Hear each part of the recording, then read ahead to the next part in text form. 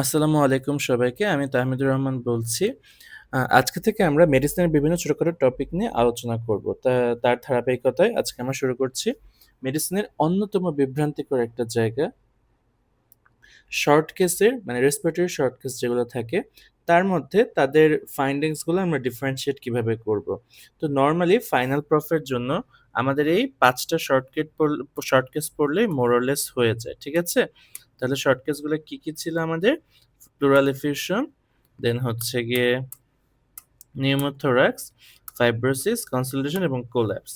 মূলত এর বাইরে আর তেমন কিছুই মানে আর কোনো কঠিন ফাইন্ডিং ওয়ালা পেশেন্ট আমাদের দেয়া হয় না। তো এগুলো আমরা কিভাবে ডিফারেনশিয়েট করব? সো আমি হচ্ছে গিয়ে তোমাদের জন্য সবগুলার বিভিন্ন ট্রেডস কিভাবে পার্থক্য করবা সে মিলায় একটা হচ্ছে গিয়ে তোমাদের পার্থক্যকরণ ওই যে চার্টের মতো বানিয়েছি। দেখো তোমাদের কিছুটা হলেও হেল্পে আসলে আমি পরিশ্রম সার্থক হবে বলেই মনে করব। তো first of all restriction of chest movement মনে রাখবা। ফাইব্রোসিস ফাইব্রোসিসে এক্সট্রা কিছু ফিচার্স থাকে, তাছাড়া এটা সব জায়গার জন্য কমন, মানে সবার জন্য কমন। এটার সিস্টেমটা কি? যে পাশে যে পাশে প্যাথোলজি সে পাশে রেস্ট্রিক্টেড, ঠিক আছে? এছাড়াও এটা নিউমোথোরাক্সেও পাবে, কনসালটেশনও পাবে, সব জায়গায় পাবে। ফাইব্রোসিস হচ্ছে গিয়ে তুমি এক্সট্রা কিছু ওয়েস্টিং দেখতে পাবে, ফ্ল্যাটেনিং দেখতে পাবে এবং ড্রুপিং অফ শোল্ডার দেখতে পাবে। এরপর ট্রাকিয়া, তুমি দেখো প্লুরাল এফিউশন মানেটা কি? তোমার হচ্ছে গিয়ে ফ্লুইড জমা হয়েছে, তাই না? আর নিউমোথোরাক্স মানেটা কি?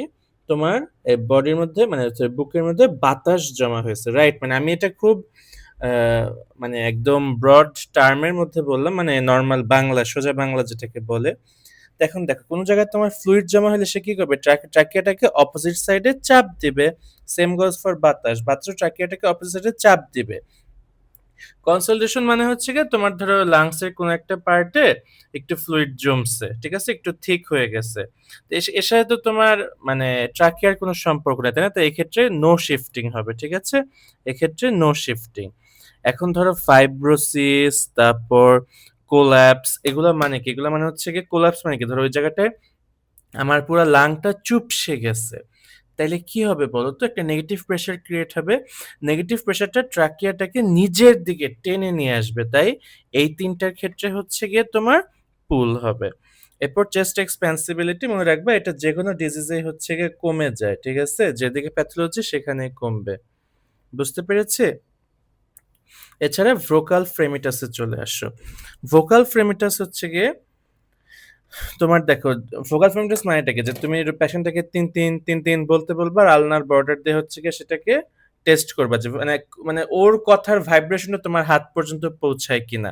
তা ধরো তোমার যেখানে ফ্লুইড আর বাতাস জমা, ওখানে কি তুমি ভাইব্রেশনটা আসলে পাবা? পাবা কিন্তু না, তাই কমে যায়। তাই প্লুরাল এফিউশন, নিউমোথোরাক্স বোথ ক্ষেত্রে ভোকাল ফ্রেমিটাস কমে যাবে এবং সেন্ট্রাল প্রোল্যাপস বাদে বাকি সকল ক্ষেত্রে বেড়ে যাবে। কারণ কি? একটা ওখানে একটা হার্ড অবজেক্ট তৈরি হয়েছে, তাই না? তাই তুমি যখন ওখানে হাত দেবে এবং কথা বলতে বলবা, তখন হার্ড হার্ড জিনিসটাই লেগে হচ্ছে কি বেশি ভাইব্রেশন হবে, so তুমি বেশি ভাইব্রেশনটা ফিল করতে পারবা। আর সেন্ট্রাল প্রোল্যাপস তো তোমার জিনিসই নাই, জিনিসটা থাকলে আবার ভাইব্রেশন কি? ঠিক আছে? এরপর পারকাশন নোট মনে রাখবা, যেখানে ফ্লুইড প্লোরিফিকেশন মানে কি? ফ্লুইড জমা, এখানে তো ডাল হবে, আমরা সবাই জানি। পানির উপরে হাত রেখে পারকাশন করলে তো অফকোর্স আমার একটা ডাল ফিলিং হয়। আর যেখানে ভরা ভরা বাতাস, নিউমোথোরাক্স, ওইখানে তো এক্কেরে হাইপার রেজোনেন্ট হয়ে যাবে, ঠিক আছে? এবং বাকি সবাইও ডাল হবে, কারণ কিছু না কিছু জমা হয়েছে বা জিনিসটাই নাই হয়ে গেছে। এরপর ব্রেথ সাউন্ড, অফকোর্স আমার প্লোরিফিকেশনে ডিমিনিশড হবে, বিকজ এখানে তো আমার ওয়াটার জমা, এখানেও ডিমিনিশড হবে। কিন্তু বাকি যেগুলো হার্ড জিনিস আছে, লাইক ধরো পেরিফেরাল প্রোলাপস আর হচ্ছে গিয়ে ফাইব্রোসিস, কনসোলিডেশন, এই সকল ক্ষেত্রে আমরা ব্রঙ্কিয়াল বা একটা হার্ড ব্রেথ সাউন্ড পাবো। আর সেটার প্রোলাপসে ডিমিনিশড বা অ্যাবসেন্ট হবে, কারণ এখানে তো আমার ব্রঙ্কাসি নেই, আমার আবার ব্রঙ্কিয়াল কি? ঠিক আছে? দেখো, কোলাপস উইদাউট প্যাটেন্ট ব্রঙ্কাই, ক্লিয়ার? এবং এবং হচ্ছে গিয়ে ভোকাল রেজোনেন্স, এটা হচ্ছে গিয়ে মানে এটা তো সেম কাজই, তুমি জাস্ট সেটা দিয়ে করতেছো, তো এটাও সেম অ্যাজ ভোকাল ফ্রেমিটাস। তো বিশ্বাস করো, এই কয়টা পয়েন্ট যদি তুমি মাথার মধ্যে ঢুকাতে পারো, ইনশাল্লাহ কোনো ওয়ার্ড ফাইনাল বা কোথাও কোনো সমস্যা হবে না। তো এরকম আমার প্রতিদিনই নিউ নিউ কন্টেন্ট আপডেট দেবো, মেডিকেল মানে মেডিসিন রিলেটেড, আস্তে আস্তে সার্জারি, এএনটি, বাকি সব সাবজেক্টও দিব। আশা করি তোমরা এটা ফলো করবে রেগুলার। ধন্যবাদ।